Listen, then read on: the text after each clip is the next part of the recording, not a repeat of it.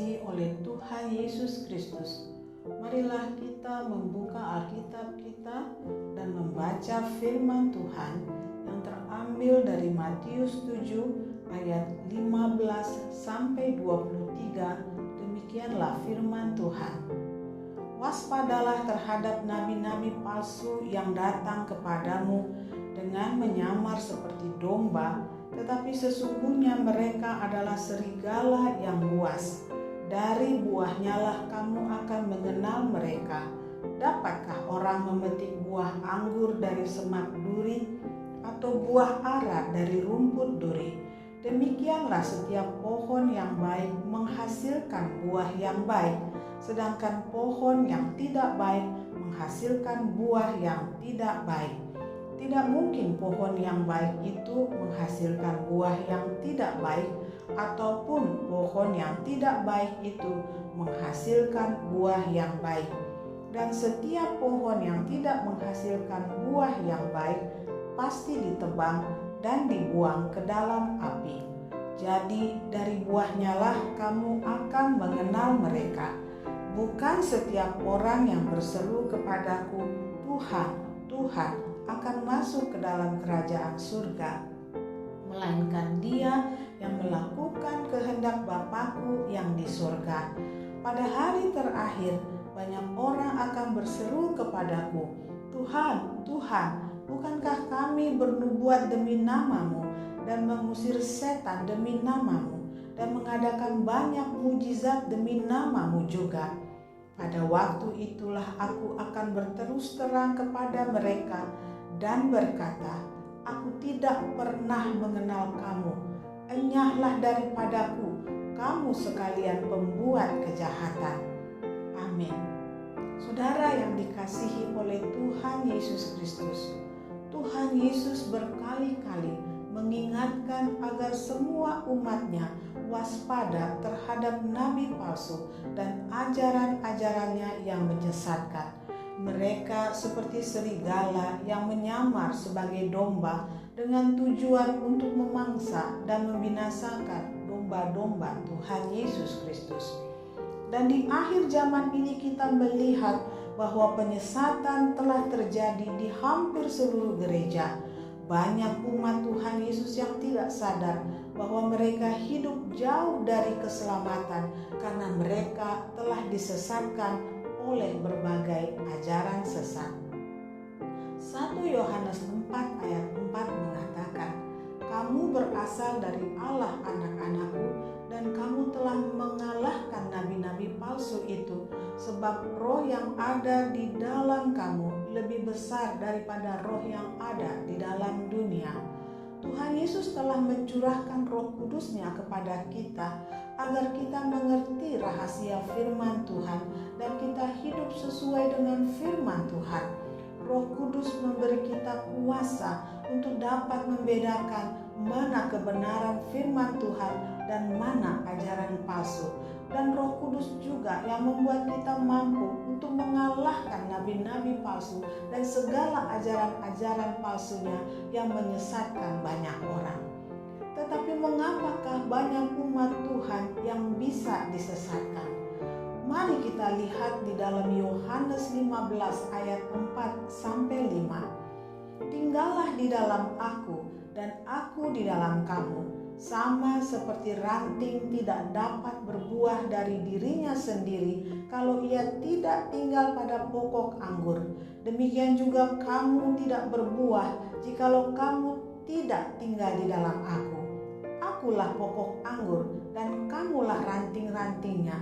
Barang siapa tinggal di dalam aku dan aku di dalam dia, ia berbuah banyak, sebab di luar aku kamu tidak dapat berbuat apa-apa. Kata tinggal di dalam aku dan aku di dalam kamu sesungguhnya merupakan keinginan Tuhan agar kita memiliki hubungan yang lekat, karib dan intim dengan Dia. Firman Tuhan mengatakan bahwa setiap orang yang menerima Kristus diberi kuasa menjadi anak-anak Allah. Dan Yesus dinamakan Immanuel yang artinya Tuhan beserta umatnya. Selain itu, Tuhan Yesus sebelum terangkat ke surga, Ia berjanji akan beserta dengan umatnya sampai kepada kesudahan zaman. Dan Ia pergi ke surga untuk menyediakan tempat bagi orang yang percaya, agar dikala Ia kembali, Ia boleh membawa umatnya ke sana. Sebab Ia berkata dan berharap dimanapun Ia berada, di situ pun umatnya berada. Dari firman Tuhan ini jelas Tuhan menginginkan satu hubungan yang penuh dengan kekuatan kasih yang mengikat antara Dia dengan umatnya. Tuhan telah memberikan kepada kita kasih-Nya yang terlebih besar, yang tersempurna, yang tidak ada taranya. Dan oleh sebab itu, begitu besar kasih Allah kepada kita, tentulah Dia mengharapkan kita juga membalas mengasihi Dia. Saudara yang dikasihi oleh Tuhan Yesus Kristus, kita tidak akan menjadi sesat jika kita memiliki hubungan yang dekat, karib dan intim dengan Tuhan Yesus. Dan firman-Nya mengatakan, siapa yang tinggal di dalam Kristus dan Kristus di dalam mereka pasti akan berbuah banyak. Dan tentu saja buah-buahnya adalah buah yang baik. Saudara yang dikasihi oleh Tuhan Yesus, hubungan yang dekat, karib dan intim ini berasal dari kasih kita kepada Tuhan Yesus, karena kita telah terlebih dahulu menerima kasih-Nya yang sempurna itu. Yohanes 14 ayat 15-17 mengatakan, jikalau kamu mengasihi aku, kamu akan menuruti segala perintahku.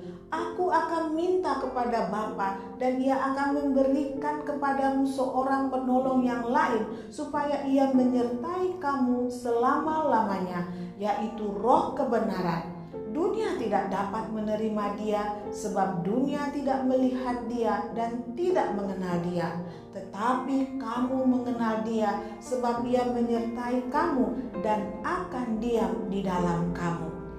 Tanda bahwa kita benar mengasihi Tuhan Yesus adalah kita mau menuruti dan melakukan segala perintah-perintah Tuhan Yesus.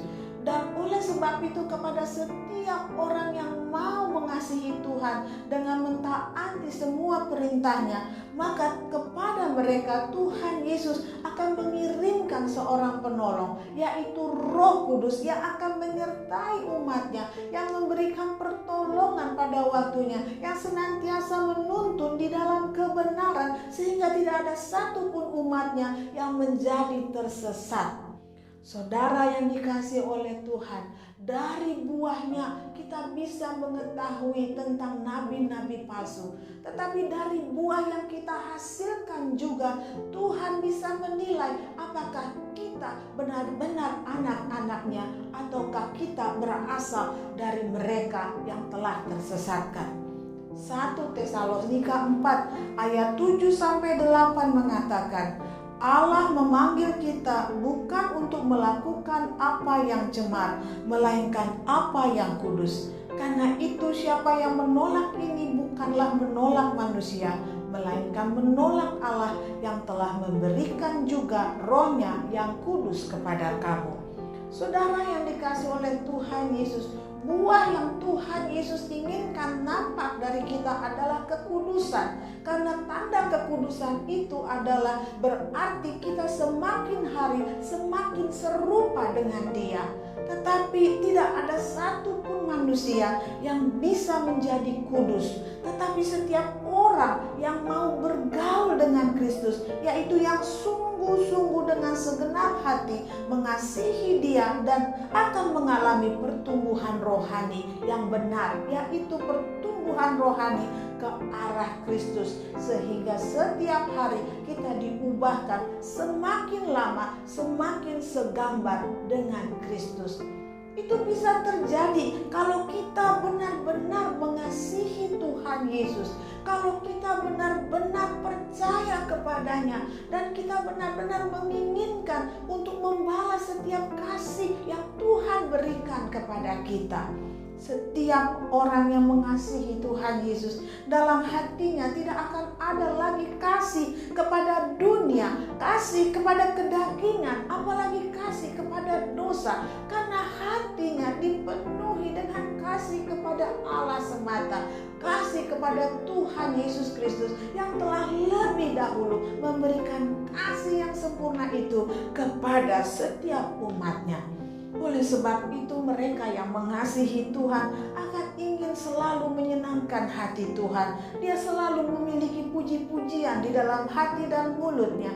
Dan dia akan selalu merindukan untuk melakukan pekerjaan yang Tuhan berkenan, yang Tuhan ingin agar mereka lakukan. Saudara yang dikasihi oleh Tuhan Yesus, mereka yang mengasihi Tuhan dengan sungguh-sungguh tidak akan lagi memiliki keinginan-keinginan untuk kepentingan dirinya sendiri, karena setiap hari ia serahkan hidupnya ke dalam tangan Tuhan Yesus, sehingga dia boleh mengerti apa yang menjadi rencana dan kehendak Bapa di dalam kehidupannya. Hidupnya tidak akan mudah menjadi kecewa, hidupnya tidak akan mudah menjadi tawar hati, hidupnya tidak akan mudah menjadi marah kepada keadaan. Kenapa? Karena dia tahu Tuhan yang maha baik itu tidak pernah meninggalkan, apalagi melupakan kepadanya. Saudara yang dikasihi oleh Tuhan Yesus, di dalam Mazmur 119 ayatnya yang ke-10 sampai 11 mengatakan, dengan segenap hatiku aku mencari Engkau, janganlah biarkan aku menyimpang dari perintah-perintahmu. Dalam hatiku aku menyimpan janjimu, supaya aku jangan berdosa terhadap Engkau.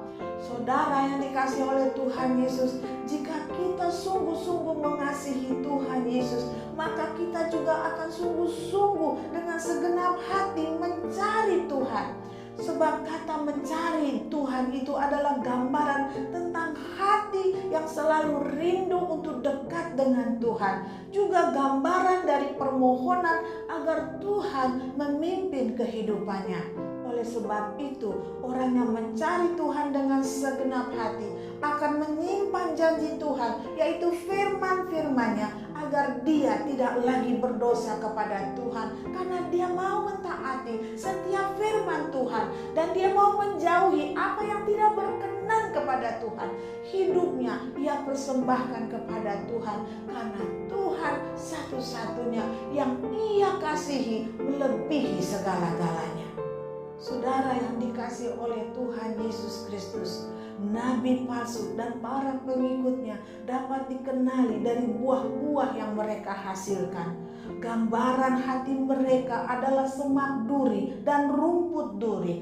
Oleh sebab itu, hati mereka adalah hati yang jahat karena jauh dari Tuhan. Dalam kehidupan mereka, Tuhan tidak bisa mengharapkan buah yang manis seperti buah anggur ataupun buah ara, tetapi mereka hanya menghasilkan buah-buah yang tidak baik. Oleh sebab itu, saudara yang dikasihi oleh Tuhan, walaupun kehidupan mereka tampak dari luar seperti orang yang beribadah, walaupun di dalam kehidupan mereka tampak dari luar mereka itu seperti orang yang bekerja melayani Tuhan, melakukan nubuat, mengadakan mujizat, mengadakan khotbah dan lain sebagainya. Tetapi manakala ketika mereka bertemu dengan Tuhan, Tuhan katakan, aku tidak mengenal engkau, engkau jahat, aku tidak mengenal engkau, pergi kau dari hadapanku. Saudara yang dikasihi oleh Tuhan Yesus Kristus, hati yang tidak mau bersekutu dengan Tuhan, hati yang tidak mengasihi Tuhan dengan sungguh-sungguh adalah kejahatan di mata Tuhan. Karena mereka menyakiti hati Tuhan, mereka membalas kebaikan Tuhan dengan kehidupan mereka yang tidak mengasihi Tuhan. Mereka membalas kebaikan Tuhan dengan justru berjalan seturut dengan keinginan hati mereka sendiri. Dan di mata Tuhan itu adalah jahat. Tidak semua orang yang berseru kepada Tuhan akan masuk dalam kerajaan surga. Hanya mereka yang mau memelihara firman dan melakukannya dengan taat, itulah yang berkenan kepada Tuhan. Karena mereka yang melakukan firman adalah orang yang sungguh-sungguh mengasihi Tuhan.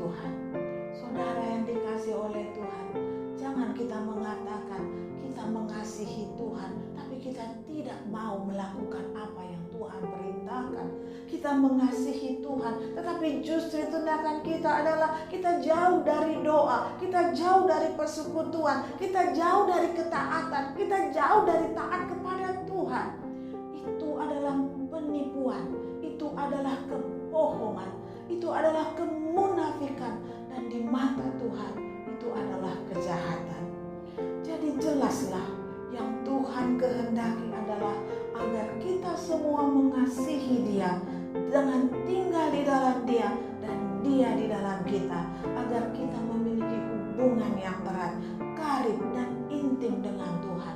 Dengan demikian kita pasti akan mengenali setiap bentuk kesesatan, walaupun rupanya seperti domba, tapi kita bisa mengenalinya sebagai serigala. Walaupun suaranya merdu terdengar, tapi kita tahu itu adalah auman singa. Kita bisa memiliki kewaspadaan karena kita hanya memiliki kasih kepada Tuhan. Kita tidak memberikan telinga kita kepada ajaran-ajaran sesat, tapi kita mau berakar, bertumbuh, berbuah di dalam kebenaran firman Tuhan semata.